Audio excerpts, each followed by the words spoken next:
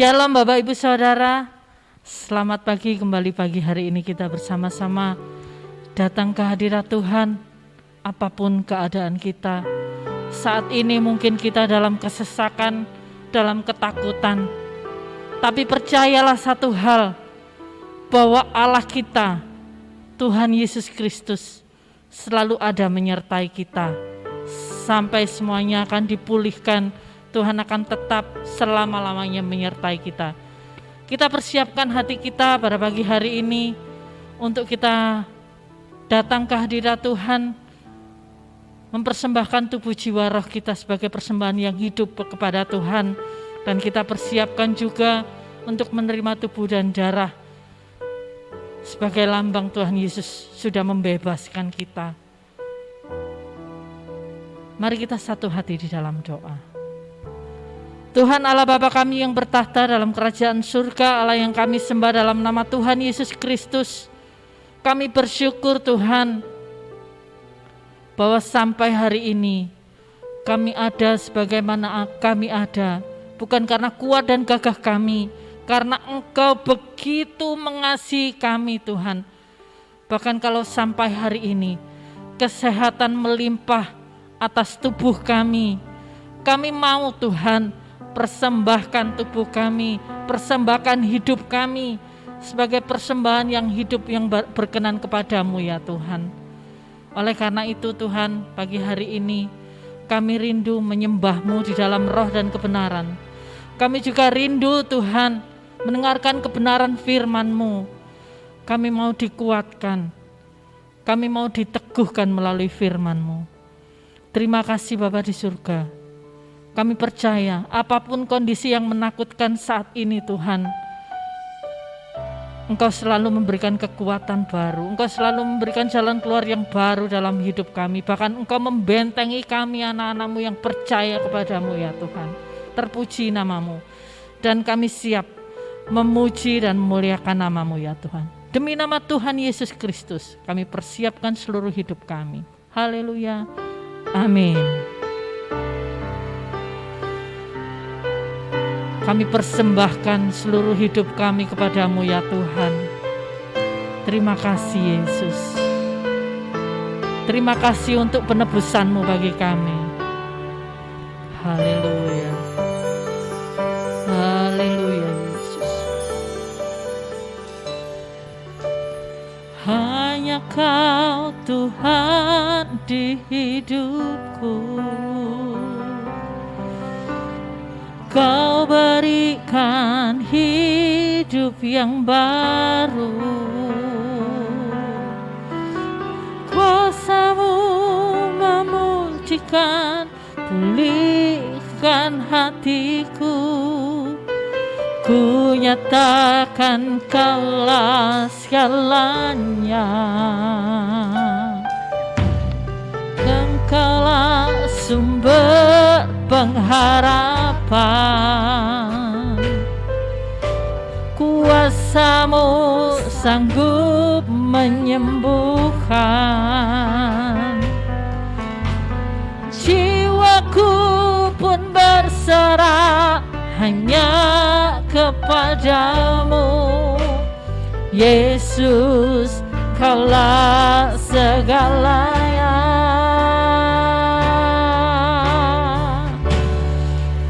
Karena salib-Mu ku hidup, karena salib-Mu ku menang. Engkau yang berkuasa, sanggup untuk melakukan mujizat.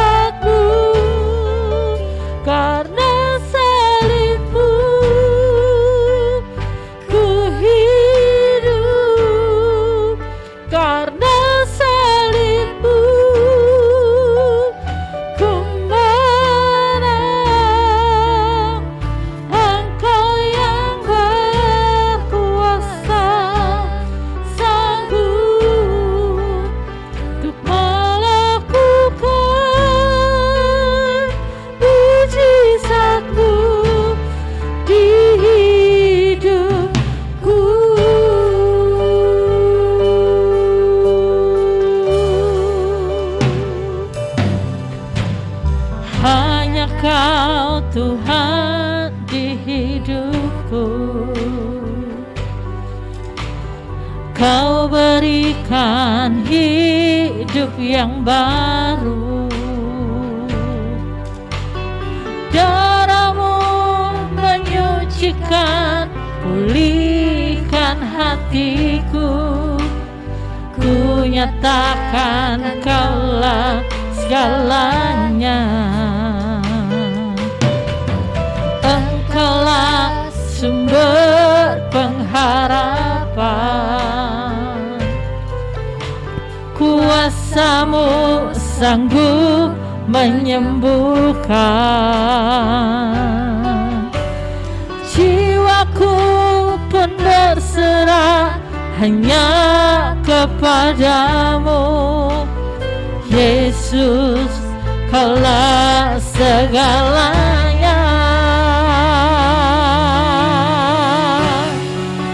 Karena salib-Mu ku hidup. Karena salib-Mu gembala. Engkau yang berkuasa, sanggup untuk melakukan mujizat-Mu. Karena salib-Mu ku hidup. Karena salib-Mu ku menang. Engkau yang berkuasa, sanggup untuk melakukan. Karena salib-Mu, karena salib-Mu ku hidup. Karena salib-Mu ku menang. Engkau yang berkuasa, sanggup untuk melakukan mujizat-Mu. Karena salib-Mu ku hidup. Karena salib-Mu ku menang.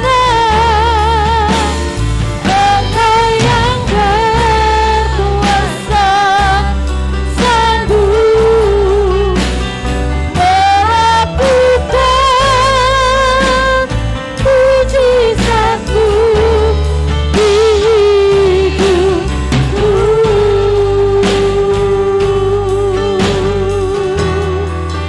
Untuk melakukan mujizat-Mu di hidupku.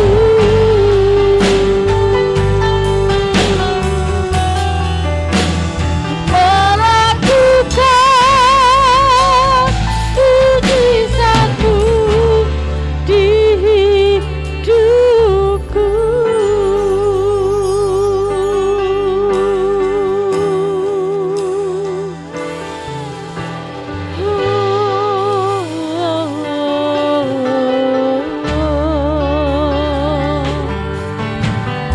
Terima kasih Yesus, Engkau yang sembuhkan kami.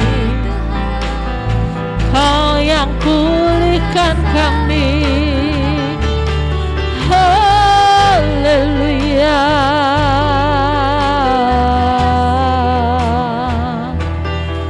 Glory bagi-Mu Tuhan. Haleluya.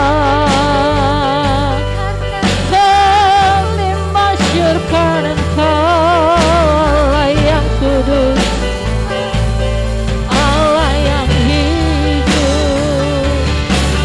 Haleluya.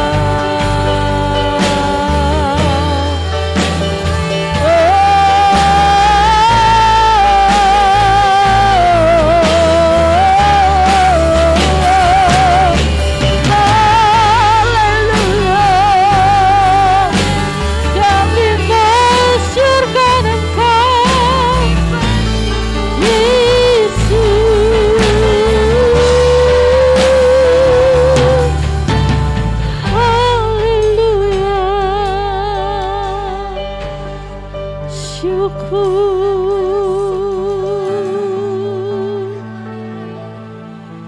Haleluya.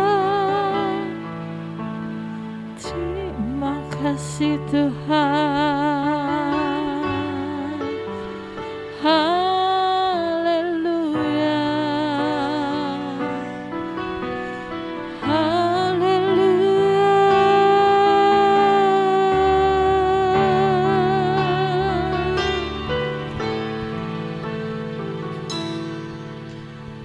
Layak dipuji, disembah, Kaulah yang bertahta dulu, sekarang, dan selamanya. Raja atas segala raja, namamu besar termulia.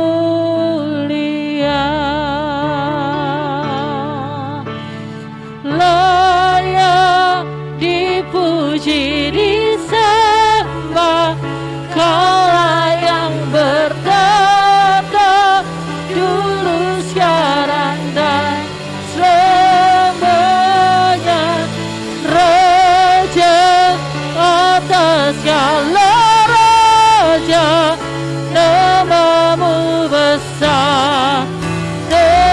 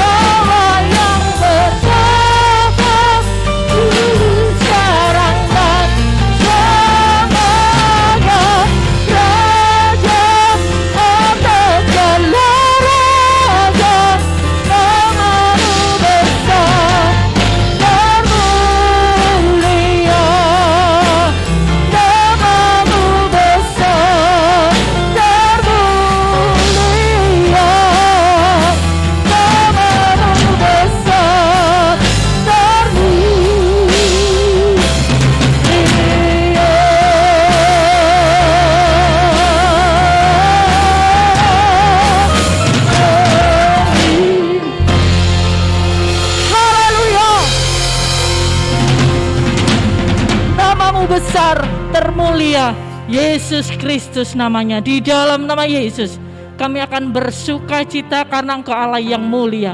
Semua yang percaya sama-sama katakan amin. Sorak-sorai bagi Tuhan Allah kita, Dialah yang maha besar. Haleluya.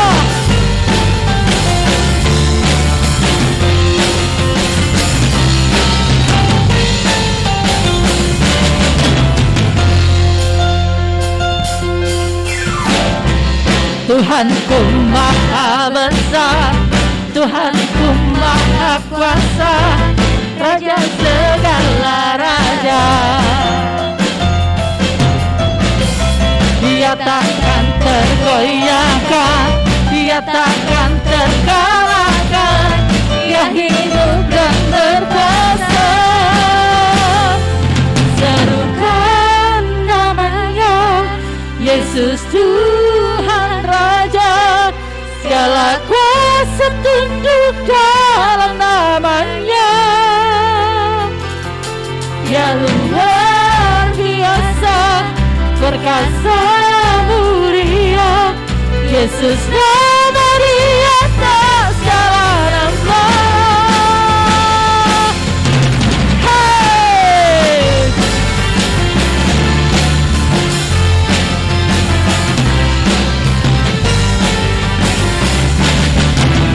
Sama-sama katakan, Tuhanku maha besar, Tuhanku maha kuasa, Raja segala raja.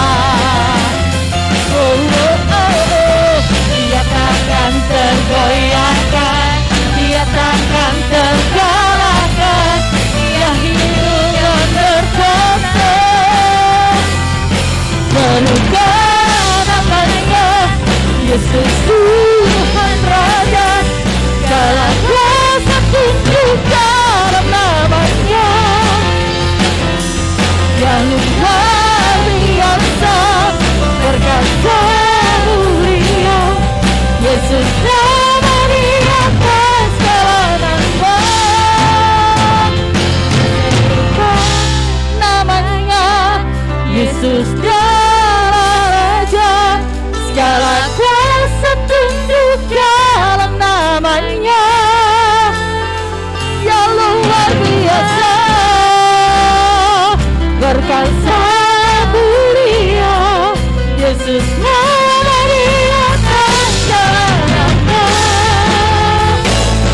Berikan namanya, Yesus Tuhan Raja, segala kuasa tunduk dalam namanya. Yang luar biasa, perkasa mulia, Yesus nama di atas segala nama. Yesus nama di atas segala nama. Yesus nama di atas segala nama.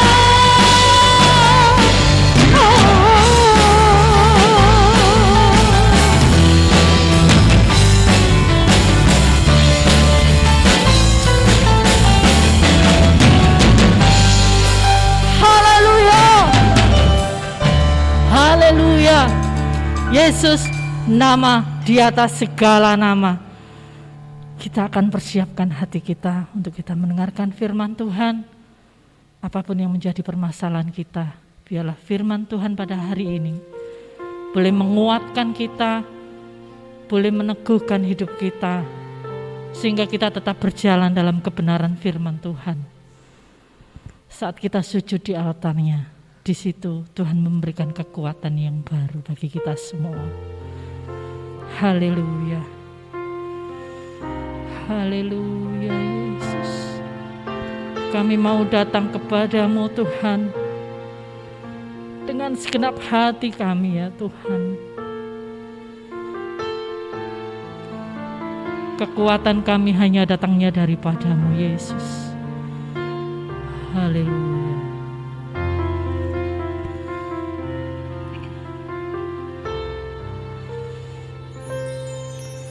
Bila hati terasa berat, tak seorang pun mengerti bebanku, ku tanya Yesus, apa yang harus ku buat?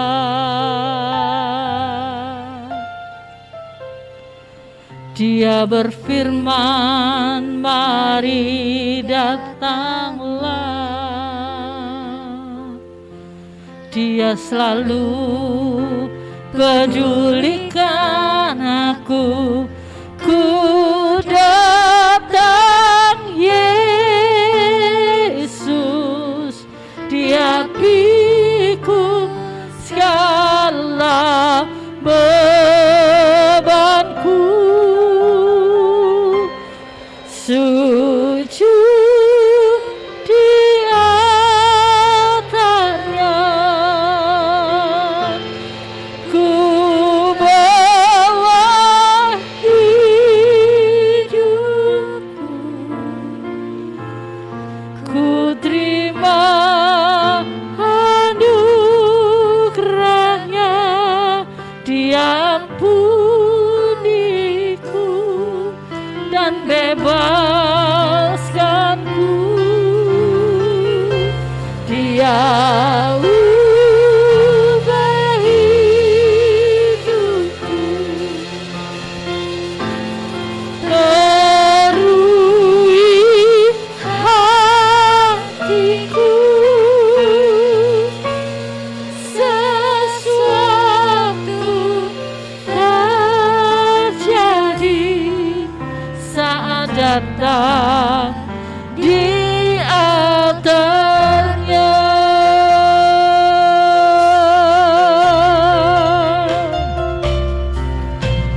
Bila hati terasa berat, tak seorang pun mengerti bebanku. Ku tanya Yesus, apa yang harus ku buat?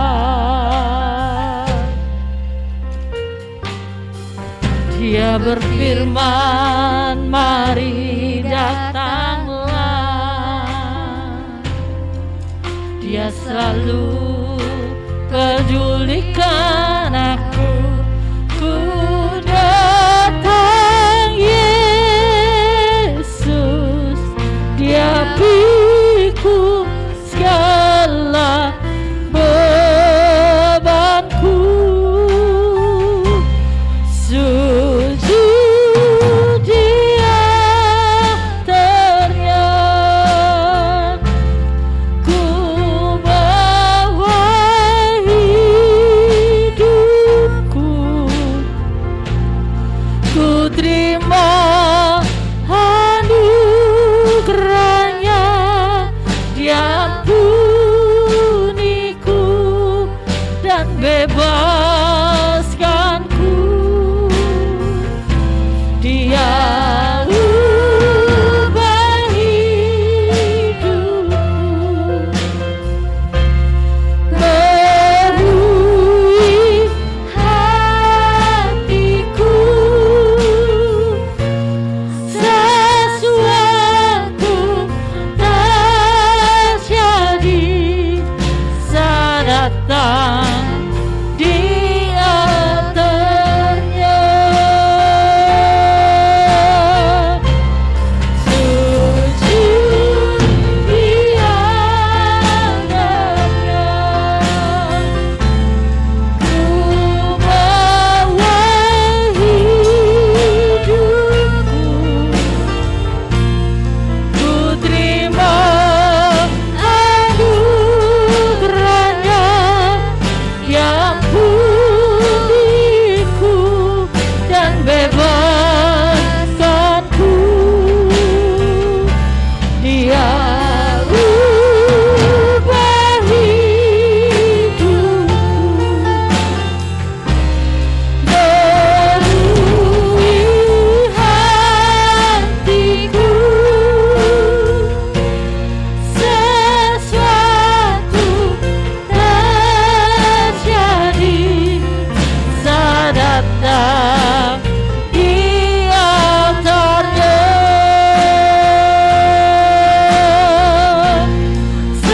Sesuatu terjadi,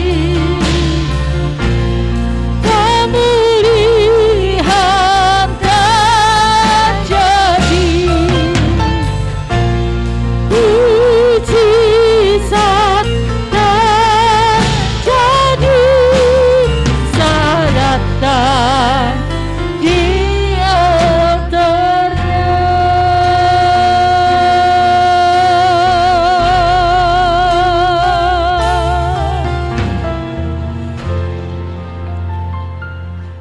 Kami percaya Tuhan, sesuatu terjadi saat kami memiliki kerendahan hati untuk kami boleh sujud di altar-Mu Tuhan.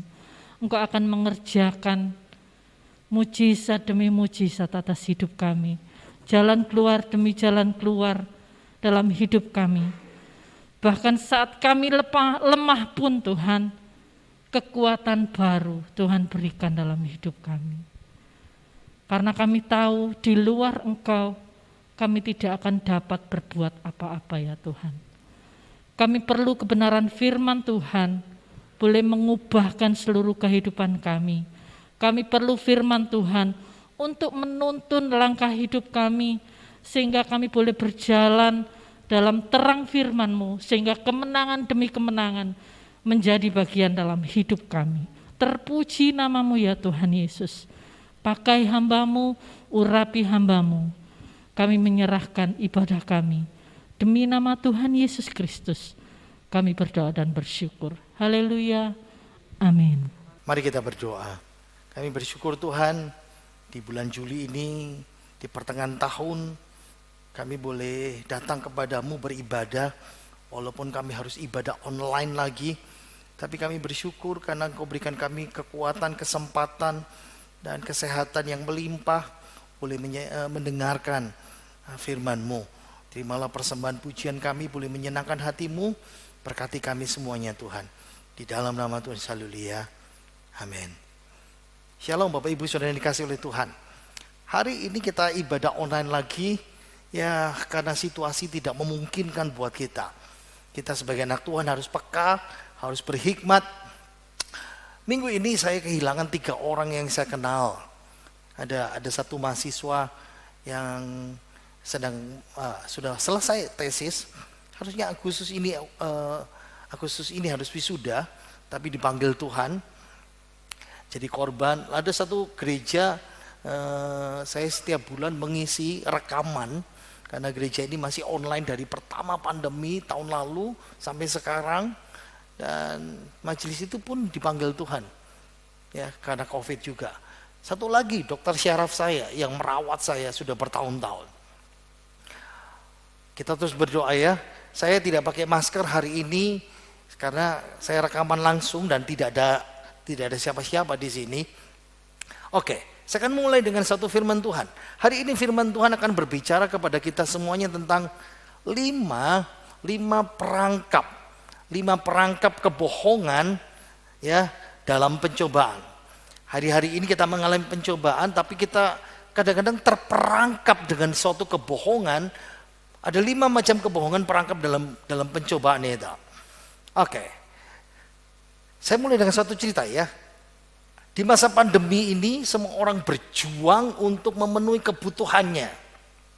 Nah, ada suami istri di masa pandemi, suami istri Kristen, suaminya marah sama istrinya. Berkata begini, "Mah, kamu baru beli baju baru?" Karena suaminya melihat ada bon baju baru, harganya cukup mahal sekali. Nah, ratusan ribu. Lalu bertanya suaminya, "Ini buktinya, kamu kok gimana sih?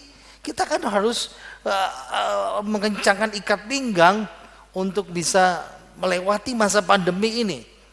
Lalu istrinya berkata begini, "Sabar Pak, tadi tuh waktu lewat toko." Nah, toko itu di etalasenya Pak ada dipajang baju bagus sekali. Itu baju luar negeri Pak. Itu baju branded Pak. Dipajang di etalase toko dan ditulis semuanya diskon 70-80%. Ya, saya nggak pengen beli Pak. Saya iseng-iseng nyoba. Lalu saya lihat, saya pakai. Ketika saya berkaca Pak, lalu iblis membisikkan sesuatu sama saya. "Beli saja, murah diskon. Kamu cantik, cocok pakai baju ini." Suaminya anak Tuhan itu berkata, "Lah itu, kamu kan tahu, ini godaan iblis. Kalau godaan iblis apa? Dia apain? Ya mesti ditengking, diusir dalam nama Yesus." Istrinya berkata, "Iya Pak, sudah saya coba. Saya sudah tengking. Dalam nama Yesus, iblis minggir kamu." Nah, setannya minggir Pak. Terus, tapi setannya bilang begini, "Kamu dari pinggir, cocok juga pakai baju ini." Eman Pak, gak dibeli Pak. Godaan itu nyata. Godaan dalam pencobaan yang kita alami itu nyata. Itu sebabnya hari ini kita membahas tentang pencobaan. Tapi ingat, ada 5 perangkap kebohongan kita ketika menghadapi pencobaan. Nah, pencobaan sekarang yang dari luar yang paling berat yang kita hadapi jelas sekali COVID. Belum lagi masalah keluarga, belum lagi masalah keuangan, belum lagi ada penderitaan yang kita alami pekerjaan kita. Ada lagi pencobaan yang dari dalam, berbicara tentang dosa kita. Kita berbuat dosa. Ayo kita baca nats kita, pembimbing kita dari 1 Korintus pasal 10 ayat 12 dan 13. Ya, kita baca 1 Korintus 10 ayat 12 dan 13. Kita baca bersama-sama. 2, 3. Sebab itu siapa yang menyangka bahwa ia teguh berdiri, berhati-hatilah supaya ia jangan jatuh. Pencobaan-pencobaan yang kamu alami ialah pencobaan-pencobaan biasa yang tidak melebihi kekuatan manusia. Sebab Allah setia dan karena itu ia tidak akan membiarkan kamu dicobai melampaui kekuatanmu. Pada waktu kamu dicobai, ia akan memberikan kepadamu jalan keluar sehingga kamu dapat menanggungnya. Amin. Ini ayat yang terkenal buat kita semuanya. Mungkin saya pernah berkhotbah, tapi kita melihat dari sudut yang berbeda. Nah, kalau kita lihat ayat ini, 1 Korintus pasal yang ke-10 ini, lihat ya, konteksnya untuk bisa paham ayat ini, saya bawa saudara dalam cerita sebelumnya. Jadi ceritanya, Paulus menjelaskan bahwa ada 5 berkat. Sekali lagi, ada 5 berkat spesial untuk orang Israel ketika mereka keluar dari Mesir, Exodus. Nah, Paulus bicara, firman Tuhan bicara bahwa 5 berkat itu juga kita alami. Berkat yang pertama, ketika orang Israel keluar dari Mesir, mereka menikmati pimpinan supranatural. Wow, mujizat spesial, tiang awan dan tiang api. Lalu firman Tuhan berkata, kalau orang Israel menerima pimpinan spiritual, kita juga menerima perlindungan spesial dari Tuhan. Sama. Berkat yang kedua, orang Israel ketika keluar dari Exodus itu, mereka harus menyeberang Laut Teberau. Tapi mereka diselamatkan. Ini berkat yang kedua. Diselamatkan pada waktu menyeberang Laut Teberau. Sama, kita jemaat Tuhan, jemaat Korintus, yang disebutkan di sini ya, kita orang percaya juga diselamatkan Tuhan. Diselamatkan oleh Yesus Kristus. Berkat yang ketiga, orang Israel mereka dibaptis di dalam awan, ya, ada tiang awan yang menuntun mereka, dibaptis juga keluar dari air. Nah, jemaat Korintus dan kita orang percaya juga sama. Kita juga dibaptis juga dalam Kristus. Berkat yang keempat, 40 tahun orang Israel diberi makan mana roti dari surga. Nah, dibandingkan juga kita orang percaya dapat makan roti yang sama dari surga, yaitu Yesus Kristus. Berkat yang kelima, orang Israel diberi minuman rohani dari batu karang yang sama. Ya, ketika mereka kehausan dan Musa memukul batu lalu keluar air dari batu itu. Digambarkan itu minum air dari batu karang rohani. Nah, kita juga sama.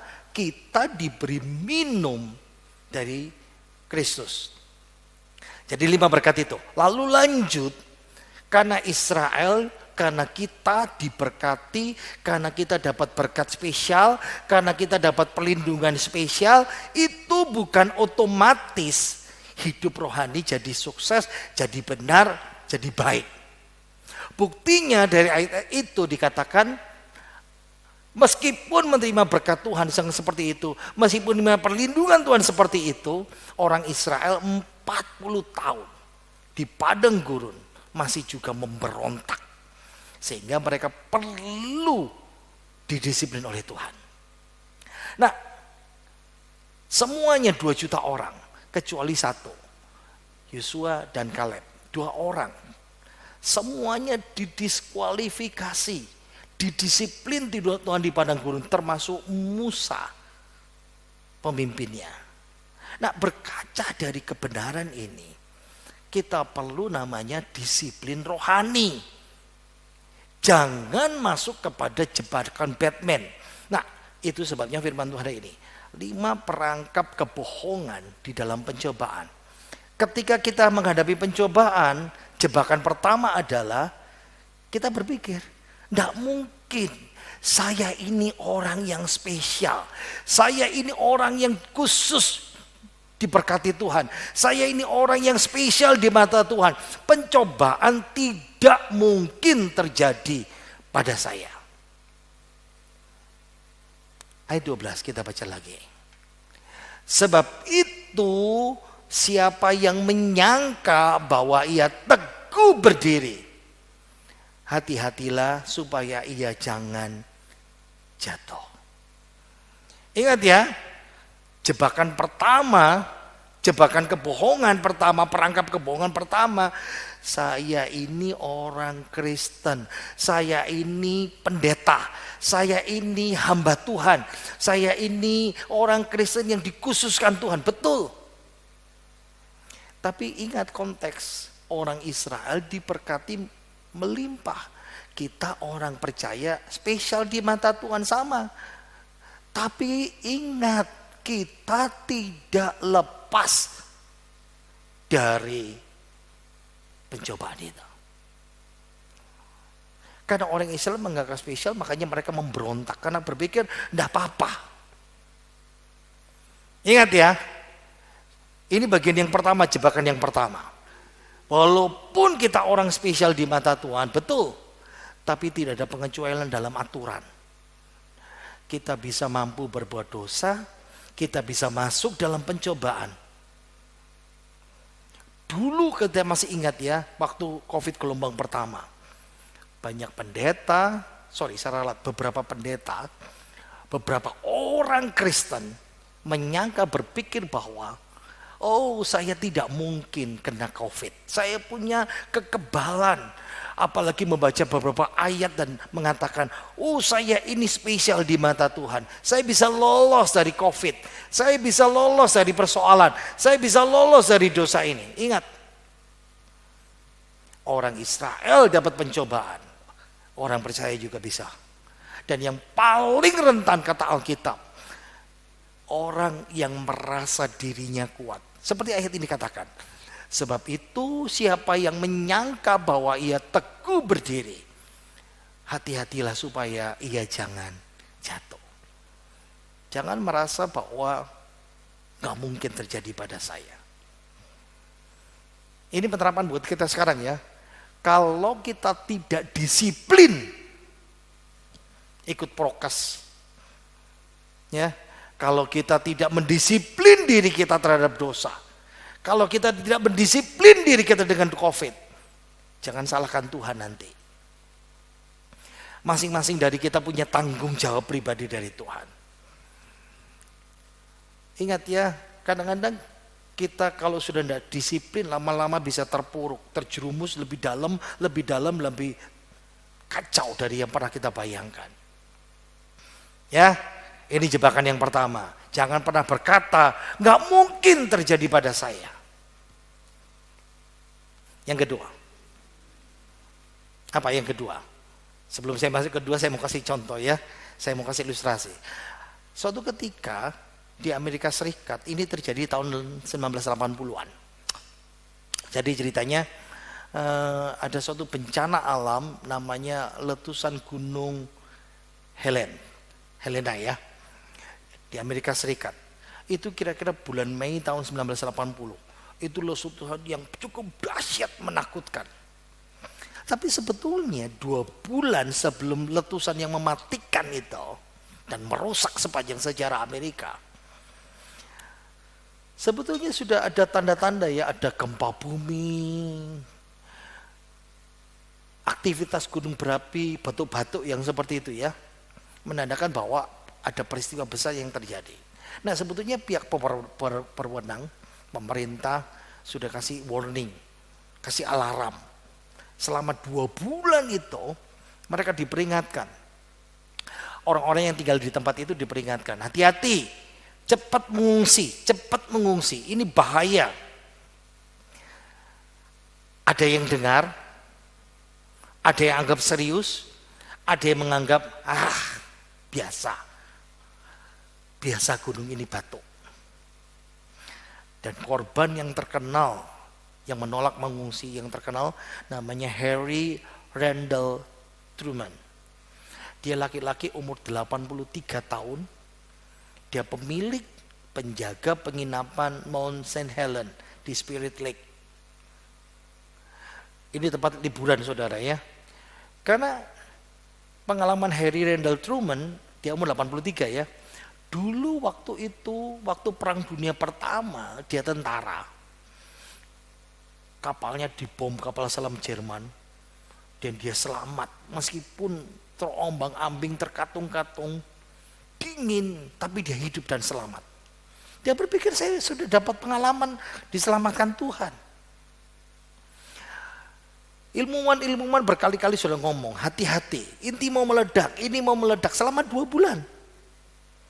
Dan Truman ketika diwawancari wartawan, semua orang hampir sudah turun, kenapa Bapak tidak turun? Truman bilang apa sama wartawan? Saya tidak tahu, saya tidak yakin apakah gunung ini meletus atau tidak. Tapi kalau saya sudah berkemas, itu berarti saya percaya. Ini poin yang pertama, perangkap yang pertama tadi itu. Ingat ya, perangkap yang pertama tadi itu. Ini tidak mungkin terjadi pada saya.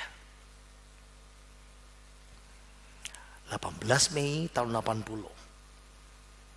Gunung Helena meletus. Truman dan hotelnya, penginapannya terkubur. Sudah tahu? 45 meter terkubur. Kena lahar, kena lumpur, kena batu-batu dan jasadnya tidak pernah ditemukan. Ini yang pertama. Bodoh sekali kalau kita mengira. Begitu ada bahaya, begitu ada persoalan dan berkata, oh saya tidak mungkin terjadi. Alkitab sudah peringatkan kepada kita. Poin yang kedua, perangkap yang kedua. Ya, ini 5 perangkap kebohongan dalam pencobaan. Perangkap yang kedua dia apa? Oh, ini kebalikan, ada lagi. Waduh, saya yang mengalami satu-satunya. Saya hanya sendiri. Saya satu-satunya sendiri yang mengalami ini. Ayo kita baca ayat 13a, tapi kita baca versi mudah dibaca ya. Ayat 13a. Pencobaan yang kamu hadapi hanya seperti pencobaan yang dialami semua orang. Kita ulangi, 2, 3. Pencobaan yang kamu hadapi hanya seperti pencobaan yang dialami semua orang. Nah, Alkitab berkata kepada kita, ingat ya, kita nggak sendiri. Saudara dan saya tidak sendiri mengalami pencobaan ini. Semua orang. Engkau jadi orang Kristen, engkau bukan orang Kristen, dan engkau berkata, aku jadi Kristen kok tambah susah. Aku semakin percaya Yesus tambah susah. Ingat ya, engkau orang percaya maupun tidak percaya, semua orang mengalami masalah dan masalah pencobaan. Semua orang itu punya masalah, semua orang punya pergumulan sendiri. Dan kadang kita berpikir, enggak, masalahku ini lebih besar. Saya lebih berat, saya lebih susah, saya lebih kompleks. Beda situasinya. Ingat, kita tidak tahu bagaimana perasaan orang lain, kita tidak bisa menyelami kehidupan orang lain. Ingat ya, jangan mau ditipu oleh perasaanmu. Dan jangan mau ditipu oleh iblis yang berkata, oh tidak mungkin. Atau yang kedua, aku sendirian yang mengalami. No. Ini jebakan yang kedua ya. Ingat yang tadi itu. Oh nggak mungkin. Tapi yang kedua, cuman aku sendiri. Saya kasih ilustrasi, kisah nyata. Kisah tentang apa ya? Dalam sejarah penipu, ya ada seorang di Amerika Serikat yang terkenal sebagai penipu ulung yang bisa menipu banyak orang. Dia dikenang sebagai penipu tersukses dan terberani dalam sejarah Amerika Serikat. Nah, dia hidup di akhir tahun 1800 sekian, lalu dia meninggal 1936, seingat saya ya. Nah, George Parker ini di awal abad ke-20, dia mendirikan kantor di kota New York. Tapi itu kantor untuk apa? Bukan kantor usaha menipu orang. Jadi dia cari korban, biasanya imigran. Ingat ya, Amerika Serikat pada waktu itu terkenal sebagai the land of freedom, tanah pembebasan. Orang dari luar negeri kepingin datang ke sana. Nah, ada juga korbannya turis-turis. Dan orang-orang yang nggak ngerti ini yang ditipu. Jadi di kantornya itu dia berkata, aku ini pemilik jembatan Brooklyn. Agak susah sudah bayangkan. Bayangkan saja jembatan. Aku ini pemilik jembatan Suramadu. Itu yang paling gampang. Ya, kita bisa bayangkan. Atau dia juga berkata, ingat ya, dia menghaki semua aset. Aku ini pemilik patung Liberty. Nah, ingat ya, gambar patung perempuan yang pegang cahaya itu yang kalau masuk kota New York, pelabuhan New York itu patung selamat datang. Nah, saya gambarkan, aku ini pemilik patung Tugu Pahlawan, ya seperti itu saja ya, saya umpamakan itu ya. Aku ini pemilik taman Madison Square. Anggap saja taman-taman kota madya diserbar di Surabaya. Ada Taman Bungkul dan teman-temannya ya. Jadi George di kantornya itu dia bikin dokumen palsu yang rumit, yang hebat, sampai meyakinkan para target yang ditipu bahwa dia pemilik sah jembatan ini, jembatan Brooklyn, patung Liberty, taman kota, sehingga sampai yang beli mahal ditipu. Dan ketika beli mereka menganggap ini betul-betul punya. Jadi jembatan Suramadu misalnya contohnya ya, jembatan Brooklyn itu dia pasang gardu tol. Orang yang lewat harus bayar di Karcisno seperti itu. Masuk patung Liberty, ini punya saya. Tugu Pahlawan itu seperti itu. Ini taman kota, ini taman milik saya. Karena pintar meyakinkan. Sampai polisi capek meyakinkan orang-orang yang ditipu karena pembelinya merasa bahwa ini aset saya sekarang. Dan polisi berkata, enggak, ini aset negara. Dan tahu George masuk penjara 3 kali. Karena kasus penipuan. Dan penjara ketiga dihukum seumur hidup sampai dia mati. Poinnya yang saya mau katakan dalam kisah ini bahwa ada banyak orang yang dibodohi, ditipu oleh George. Sama seperti orang Kristen yang tertipu dengan hatinya. Saya tidak mungkin kena pencobaan. Lalu kecewa sama Tuhan atau berkata, saya cuma satu-satunya yang paling susah. Perangkap yang ketiga. Perangkap ketiga, 5 perangkap berhubungan dengan perangkap kebohongan ya, yang berhubungan dengan pencobaan. Perangkap yang ketiga, Allah sudah meninggalkan saya. Karena orang berpikir, saya sangat berat mengalami ini. Apalagi sudah kehilangan nyawa. Apa kata Alkitab? Ayat 13b. Kita baca 2, 3. Sebab Allah setia. Sekali lagi. Sebab Allah setia. Ingat, kita kadang-kadang masuk perangkap yang ketiga ini ketika menghadapi pencobaan. Apalagi, ingat ya, ada orang yang kehilangan harta banyak. Mau ditipu kek, kena masalah, atau kena COVID kek, atau sampai kehilangan nyawa. Lalu berkata, Tuhan tidak peduli sama saya. Tuhan sudah meninggalkan saya. Umumnya, jujur aja ya, umum sekali kalau kita merasa bahwa Tuhan itu jauh. Waktu kita terpuruk dalam masalah yang berat. Dan beberapa orang Kristen menafsirkan, Tuhan tidak lagi bersama dengan saya. Saya tidak bisa merasakan kehadiran Tuhan. Kalau kita tidak bisa merasakan kehadiran Tuhan di masa-masa terpuruk, itu bukan berarti bahwa Allah tidak hadir bersama saudara. Karena Alkitab berkatakan apa? Sebab Allah setia. Kadang-kadang kalau kita masuk dalam pencobaan, sudah mulai marah, sudah mulai sakit hati, merasa ditinggalkan Tuhan. Lalu kita memilih apa? Kita memilih menjauh. Karena kita pikir, oh, Tuhan tidak peduli sama saya. Ingat ya, karakter Allah itu, Dia setia. Walaupun kita sudah tidak setia sama Tuhan, Allah tidak bisa memungkiri dirinya sendiri. Dia Allah yang setia. Tuhan tidak pernah meninggalkan kita. Tuhan Yesus tetap setia walaupun kita mengalami banyak pencobaan. Amin. Jangan masuk dalam perangkap yang ketiga ini berkata bahwa Allah sudah meninggalkan saya. Ingat, Allah Yesus Kristus tidak pernah meninggalkan kita. Amin. Saya kasih ilustrasi ya, kisah nyata contoh. Lebih baik banyak istilah ya, ilustrasi ya.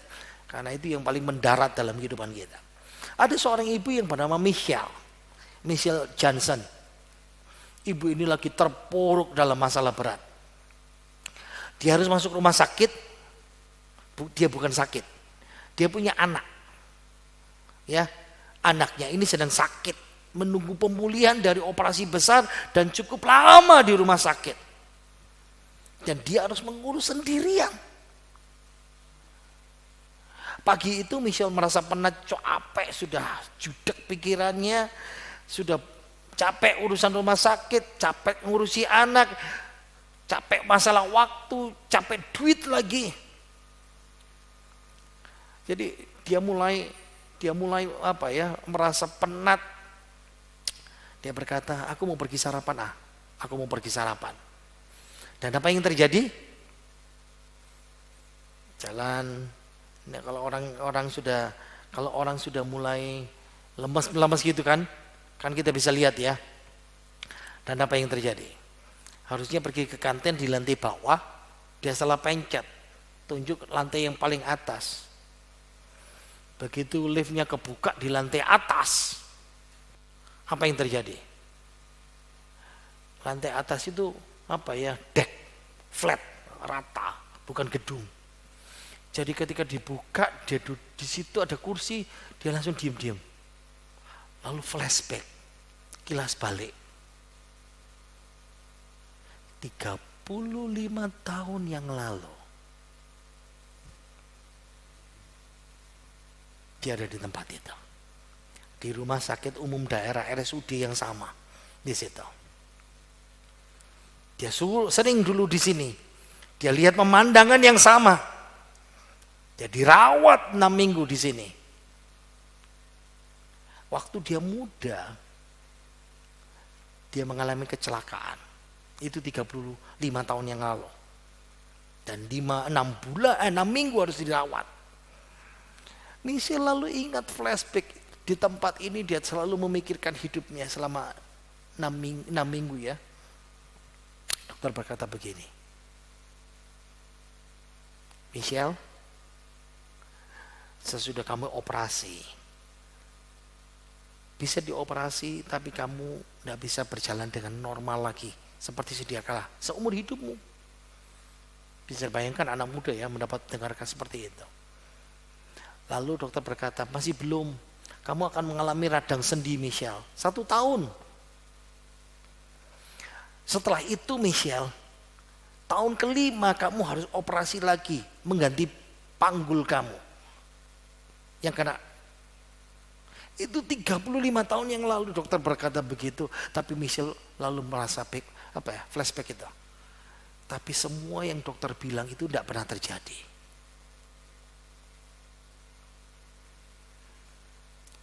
Lalu kenangan memori kesetiaan Tuhan pada hari-hari yang berat hidupnya 35 tahun lalu itu muncul.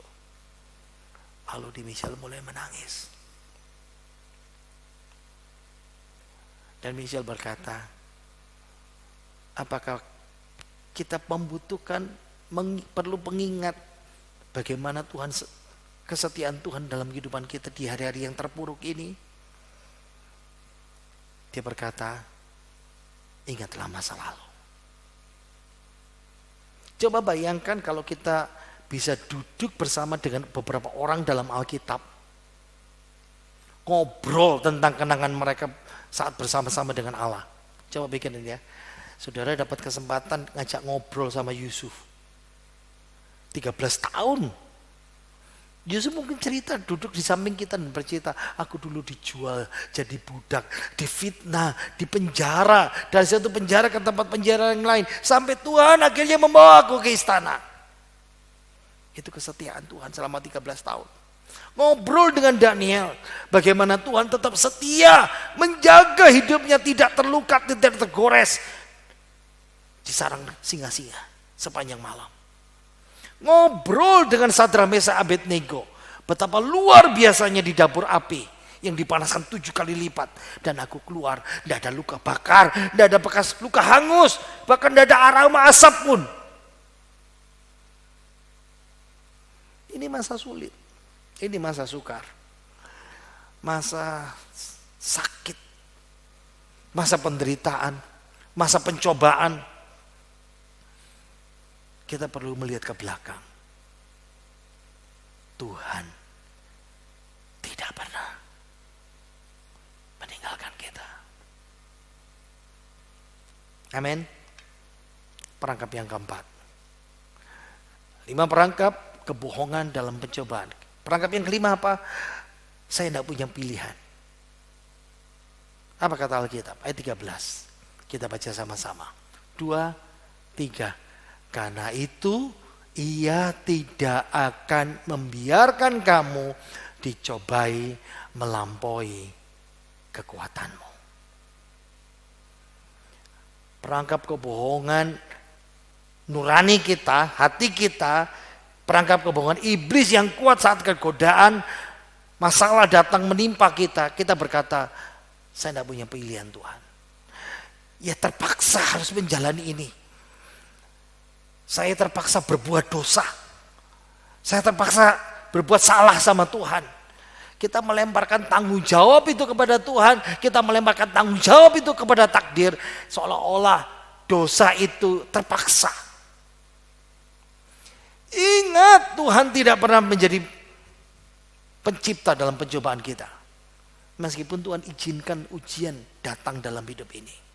Perbedaannya ingat ya, pencobaan itu dari iblis untuk menjerumuskan kita dalam dosa dan dalam kematian. Tapi ujian Tuhan untuk memurnikan hidup kita dan menguduskan hidup kita. Naik ke next level. Allah tidak akan membiarkan kita dicobai melampaui kekuatan kita. Kita punya pilihan untuk menang. Saya kasih 2 ilustrasi. Yang satu pemenang, yang satu loser, yang kalah. Winnernya ada anak namanya Bobby. Dia kepingin sekali beli sepeda. Rencananya aku mau beli sepeda, aku mau berhemat Tuhan, aku mau menabung sampai aku bisa punya sepeda baru. Setiap malam dia berlutut sama Tuhan berdoa, Tuhan Yesus tolong aku menabung, dan tolong Tuhan jangan biarkan saya besok mendengar tukang jajan lewat, tukang es krim lewat, tukang bakso lewat. Supaya bisa nabung. Dan meskipun dia dengar TikTok. Mas, bakso mas, neng, bakso neng. Dalam nama Yesus tidak.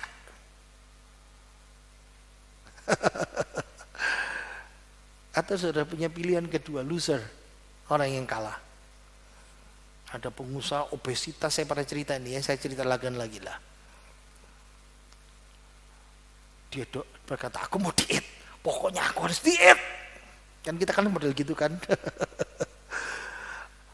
Nah tapi dia punya kebiasaan dalam perjalanan ke kantor itu melewati sebuah toko donat kesayangannya dia, favoritnya dia.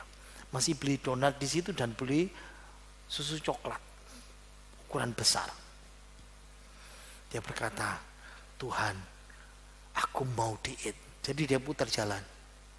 Hari pertama, hari kedua, hari ketiga agak sedikit jauh, yang penting gak lewat. 1 minggu berhasil, minggu kedua masuk, wah sudah mulai turun ya 2-3 kilo, puji Tuhan.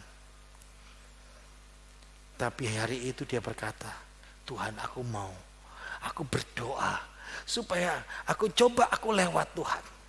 Tapi Tuhan, kalau tepat di depan toko itu tidak ada tempat parkir, berarti Tuhan berkehendak saya tidak beli. Ternyata sampai di kantor dia bawa donat dan bawa susu coklat itu.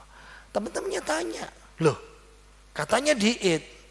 Iya sih, masalahnya saya kan berdoa sama Tuhan. Tuhan, kalau di depan toko donat itu tidak ada tempat parkir, saya tidak beli Tuhan. Nanti kok beli? Berarti ada tempat parkir. Iya. Setelah berputar 7 kali, lalu dapat parkir. Saya pikir Tuhan berkehendak saya beli seperti itu. Ingat ya, kadang-kadang kita berkata saya tidak punya pilihan, dan itu ternyata pilihan kita yang salah. Perangkap yang kelima. 5 perangkap kebohongan dalam pencobaan. Apa?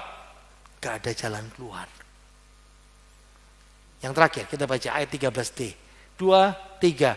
Pada waktu kamu dicobai, Ia akan memberikan kepadamu jalan keluar sehingga kamu dapat menanggungnya.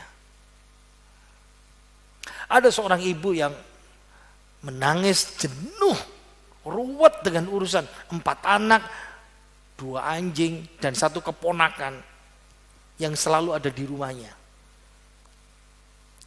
Masalahnya adalah setiap Senin suaminya pergi bekerja di luar kota, hari Sabtu baru pulang. Rasanya dia capek ngurusin, tidak ada waktu. Rasanya mau lari, tapi tidak ada kesempatan. Orang yang kedua, ada seorang bapak yang sedang terpekur di meja rumahnya, memikirkan pusing. Di sini satu tumpuk tagihan listrik, tagihan air, cicilan ini, cicilan itu, cicilan rumah, cicilan kendaraan, makanan sudah habis, kulkas kosong, anak-anak lapar, duit di bank kosong, hutang menumpuk, tidak punya pekerjaan lagi. Ada istri yang satu nangis. Bertahun-tahun dalam pernikahan, sekarang suaminya pergi dengan wanita lain. Kadang hidup ini seperti ini. Dead end. Jalan buntu.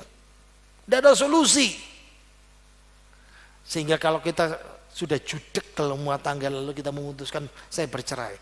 Ya, saya sudah bertahan selama mungkin. Saya sudah mencoba, semuanya jalan buntu. Saya sudah berusaha yang terbaik. Tapi Tuhan tidak kasih jalan keluar. No excuse, ingat ya. Tidak ada alasan. Bercerai, berdosa itu bukan kehendak Tuhan. Ingat ya, ketika kamu dicobai, pada waktu kamu dicobai, Ia akan memberikan kepadamu jalan keluar. Tuhan sediakan kekuatan kadang-kadang. Kadang-kadang Tuhan siapkan tempat untuk escape. Kadang-kadang ingat ya, tidak harus mujizat. Tapi mesti selalu ada jalan keluar dari Tuhan. Saya mau kasih ilustrasi. Ada seorang pasien datang ke dokter mata. Dok, mata saya ini tambah parah. Kacamatanya sudah tidak kuat dok. Saya agak susah membaca semakin dok. Dan dokternya melihat, wah ini berarti satu penyakitnya yang jadi masalah ini. Oke, silakan duduk. Seperti biasa ya, dicek. Buka kacamatamu, dibuka. Ayo, dokternya berkata, seperti biasa ya, kalau kita ke dokter kan di situ kan ada kertas putih ya, berisi huruf-huruf. Dan dokter itu berkata, kamu bisa baca huruf itu Apa huruf teratas? Oh itu A dok, bagus. Baca yang lebih kecil di bawahnya. Tulisan apa? Oh C, Z, Y dok, bagus. Yang di bawahnya apa ya? Mungkin RNSCY dok ya, mungkin ya. Oh iya bagus. Berikutnya yang bawahnya lebih kecil lagi.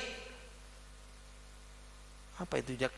CMNX apa itu dok? Saya lupa dok. Oke, sekarang pakai kacamata. Pasien itu berkata, gimana dok hasilnya? Tahu nggak? Dia ambil kertas itu. Ini bukan deretan huruf A, B, C, D. Ini angka 1, 2, 3, 4, 5, 6. Dia ketawa. Poin apa yang saya mau katakan sama saudara? Seringkali kita rabun rohani. Waktu lihat pencobaan, lihat dia masalah, lihat persoalan, kita tidak bisa lihat jalan keluar, seolah-olah tidak bisa lihat. Dan kita perlu kacamatanya Tuhan, kacamatanya firman Tuhan. Ingat ya, 5 perangkap. Yang pertama, aku orang spesial, tidak mungkin dapat pencobaan. Pencobaan tidak mungkin. Bisa. Perangkap yang kedua, saya ini orang satu-satunya yang mengalami. Tidak. Yang ketiga, Allah sudah meninggalkan saya, Allah nggak peduli sama saya. Salah. Yang keempat, oh saya nggak punya pilihan, saya terpaksa. Nggak. Yang kelima, nggak ada jalan keluar. Tuhan kasih kekuatan untuk bisa menanggung. Pahami, jangan sampai menyalahkan Tuhan dalam persoalan saudara. Mari kita berdoa. Bapa kami dalam sorga, terima kasih. Walaupun di masa pandemi ini, Engkau Allah yang luar biasa dalam kehidupan kami. Tuhan tolong kami melakukan semuanya bersama dengan Tuhan. Supaya kami tidak terperangkap Tuhan. Di tengah-tengah situasi yang susah, masalah yang berat. Kami tidak menyalahkan Tuhan.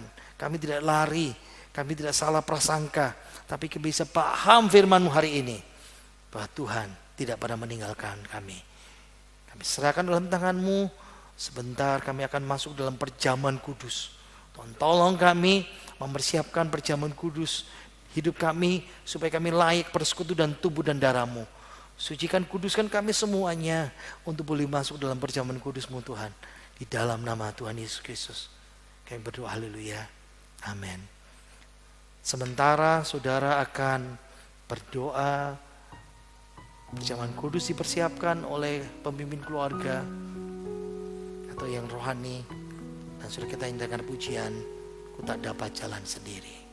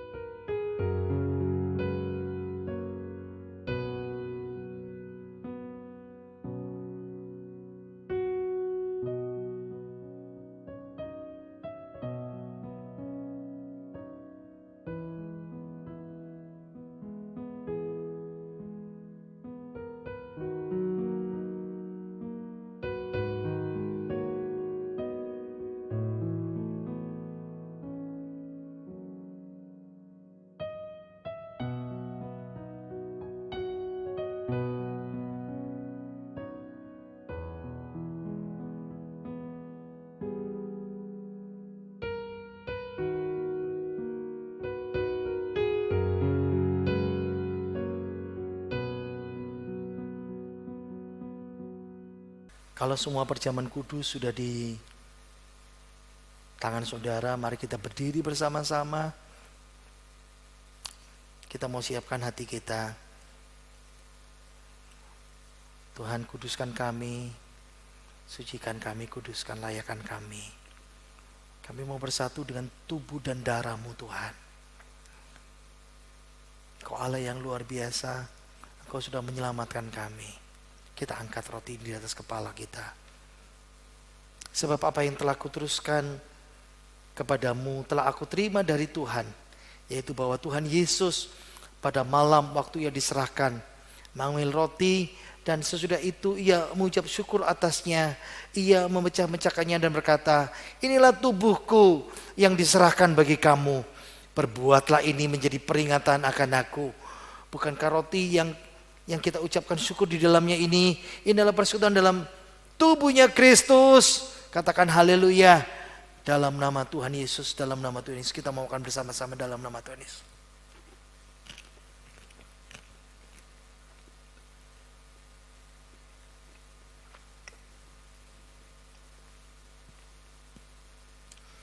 Angkat cawan ini di atas kepala kita. Hormati Tuhan. Bersyukur kepada Tuhan Yesus. Demikian juga ia mengambil cawan sesudah makan lalu berkata, cawan ini adalah perjanjian baru yang dimeteraikan oleh darahku. Perbuatlah ini setiap kali kamu meminumnya menjadi peringatan akan aku. Bukankah cawan yang kita ucapkan syukur di dalamnya ini adalah persekutuan dalam darahnya Kristus? Dalam nama Tuhan Yesus kita minum bersama-sama dalam nama Tuhan Yesus.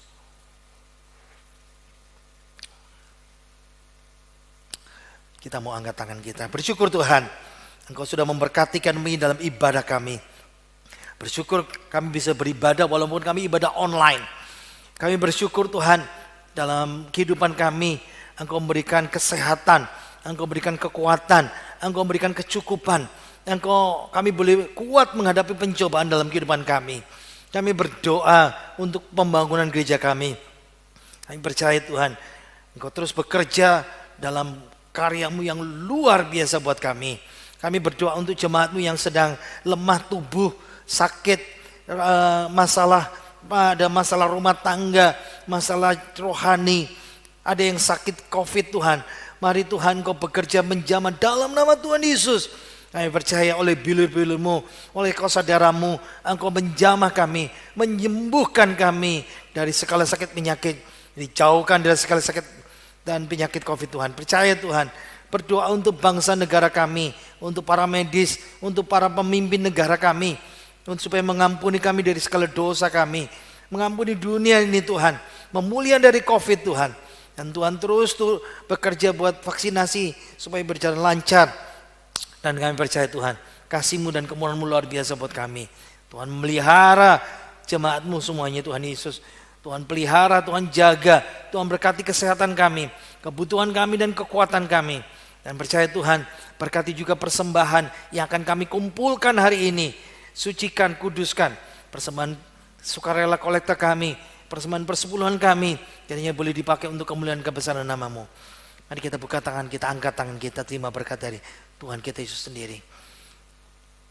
Diberkatilah hai kaum pria, diberkatilah kaum wanita, diberkatilah anak-anak pemuda-pemudi, diberkatilah suami istri, diberkatilah rumah tangga kita dengan damai sejahtera melimpah. Diberkatilah segala usaha pekerjaan toko karyan proyek kita, diberkati anak cucu menantu kita, diberkati kebutuhan kita oleh Tuhan, diberkatilah kesehatan kita oleh Tuhan, diberkatilah hidup kita mulai hari ini sampai selama-lamanya. Kiranya berkat rohani melimpah, berkat jasmani melimpah dari Bapa Roh Kudus, berkat dalam nama Tuhan Yesus. Dan kita semuanya percaya berkata, amin. Tuhan Yesus memberkati kita semuanya. Jangan lupa memberikan persembahan kepada Tuhan. Selamat hari Minggu, Tuhan Yesus memberkati kita semua. Haleluya.